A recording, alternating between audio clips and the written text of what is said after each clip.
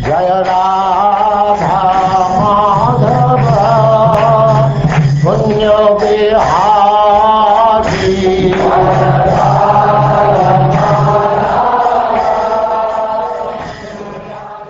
And now we begin the 9th canto, chapter 1, King Sudyumna becomes a woman.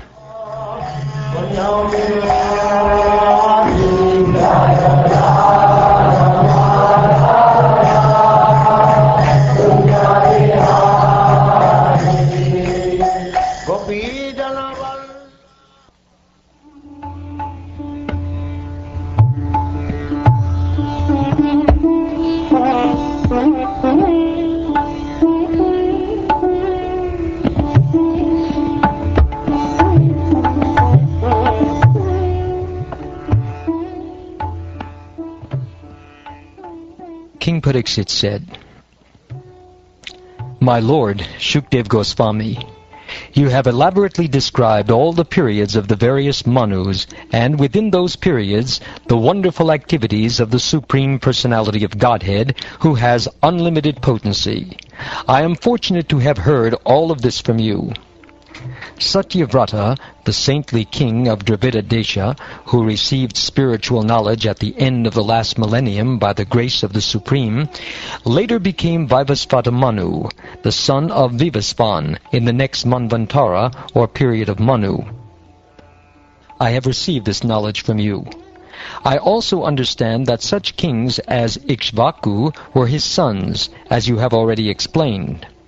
O greatly fortunate Shukdev Goswami, O great Brahman, kindly describe to us separately the dynasties and characteristics of all those kings, for we are always eager to hear such topics from you. Kindly tell us about the abilities of all the celebrated kings born in the dynasty of Vaivasvata Manu, including those who have already passed, those who may appear in the future, and those who exist at present."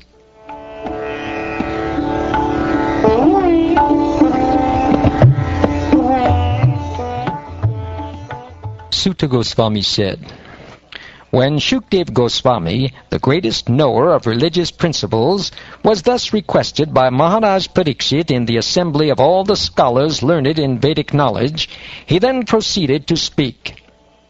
Shukdev Goswami continued, O king, subduer of your enemies, now hear from me in great detail about the dynasty of Manu. I shall explain as much as possible, although one could not say everything about it, even in hundreds of years. The transcendental Supreme Person, the Supersoul of all living entities, who are in different statuses of life, high and low, existed at the end of the millennium, when neither this manifested cosmos nor anything else but Him existed. O King Pariksit, from the navel of the Supreme Personality of Godhead was generated a golden lotus, on which the four-faced Lord Brahma took his birth. From the mind of Lord Brahma, Marichi took birth, and from the semen of Marichi, Kashyapa appeared from the womb of the daughter of Daksha Maharaj. From Kashyapa, by the womb of Aditi, Vivasvan took birth.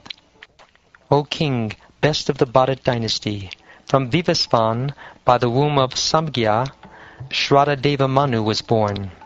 Shradadeva Manu, having conquered his senses, begot 10 sons in the womb of his wife Shraddha. The names of these sons were Ikshvaku, Nriga, Sharyati, Dishta, Drishta, Karushaka, Narashyanta, Rashadra, Nabaga, and Kavi. Manu at first had no sons. Therefore, in order to get a son for him, the great saint Vasishta, who was very powerful in spiritual knowledge, performed a sacrifice to satisfy the demigods Mitra and Varuna. During that sacrifice, Shraddha, Manu's wife, who was observing the vow of subsisting only by drinking milk, approached the priest offering the sacrifice, offered obeisances to him, and begged for a daughter. Told by the chief priest, "Now offer oblations," the person in charge of oblations took clarified butter to offer. He then remembered the request of Manu's wife and performed the sacrifice while chanting the word Vashat. Manu had begun that sacrifice for the sake of getting a son, but because the priest was diverted by the request of Manu's wife, a daughter named Ila was born. Upon seeing the daughter, Manu was not very satisfied. Thus he spoke to his guru, Vasishta, as follows. My lord, all of you are expert in chanting the Vedic mantras. How then has the result been opposite to the one desired? This is a matter for lamentation. There should not have been such a reversal of the results of the Vedic mantras. You are all self-controlled, well-balanced in mind, and aware of the absolute truth. And because of austerities and penances, you are completely cleansed of all material contamination. Your words, like those of the demigods, are never baffled. Then how is it possible that your determination has failed?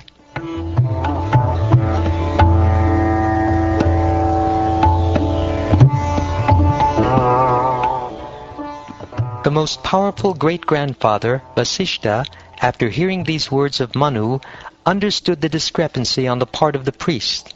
Thus he spoke as follows to the son of the sun god. This discrepancy in the objective is due to your priest's deviation from the original purpose. However, by my own prowess, I shall give you a good son.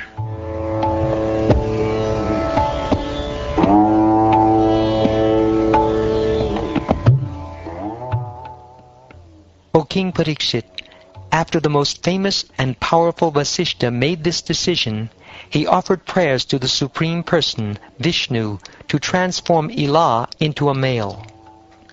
The Supreme Personality of Godhead, the Supreme Controller, being pleased with Vasishta, gave him the benediction he desired. Thus Ila was transformed into a very fine male named Sudyumna. O King Parikshit, that hero Sudyumna, accompanied by a few ministers and associates, and riding on a horse brought from Sindhu Pradesha, once went into the forest to hunt.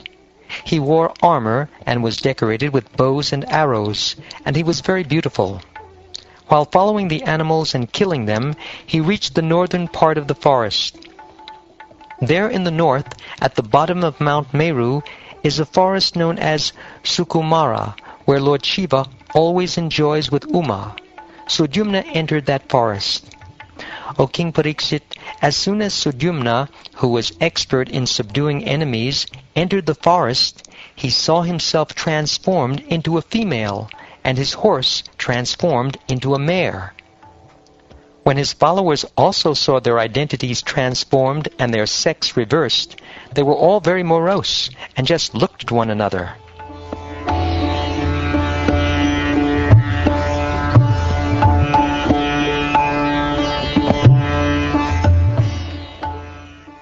Maharaj Parikshit said, O most powerful Brahmin, why was this place so empowered, and who made it so powerful?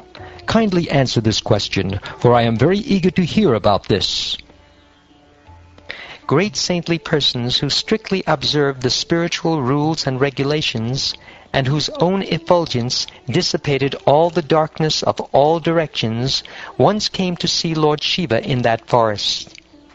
When the goddess Ambika saw the great saintly persons, she was very much ashamed, because at that time she was naked. She immediately got up from the lap of her husband and tried to cover her breast. Seeing Lord Shiva and Parvati engaged in sexual affairs, all the great saintly persons immediately desisted from going further and departed for the ashram of Naranarayan. Thereupon, just to please his wife, Lord Shiva said, Any male entering this place shall immediately become a female. Since that time, no male had entered that forest. But now King Sudyumna, having been transformed into a female, began to walk with his associates from one forest to another. Sudyumna had been transformed into the best of beautiful women, who excite sexual desire, and was surrounded by other women. Upon seeing this beautiful woman loitering near his ashram, Buddha, the son of the moon, immediately desired to enjoy her. The beautiful woman also desired to accept Buddha, the son of the king of the moon, as her husband. Thus Buddha begot in her womb a son named Pururava. I heard from reliable sources that King Sudyumna, the son of Manu, having thus achieved femininity, remembered his familial spiritual master, Vasishta. Upon seeing Sudyumna's deplorable condition, Vasishta was very much aggrieved. Desiring for Sudyumna to regain his maleness, Vasishta again began to worship Lord Shankara, or Shiva. O King Parikshit, Lord Shiva was pleased with Vasishta. Therefore, to satisfy him and to keep his own word to Parvati, Lord Shiva said to that saintly person, "Your disciple Sudyumna may remain a male for 1 month and a female for the next. In this way he may rule the world as he likes." Thus being favored by the spiritual master, according to the words of Lord Shiva, Sudyumna regained his desired maleness every alternate month, and in this way ruled the kingdom, although the citizens were not satisfied with this. O king, Sudyumna had 3 very pious sons named Utkala, Gaya, and Vimala, who became the kings of the Dakshinapata. Thereafter, when the time was ripe, when Sudyumna, the king of the world, was sufficiently old, he delivered the entire kingdom to his son Pururava and entered the forest.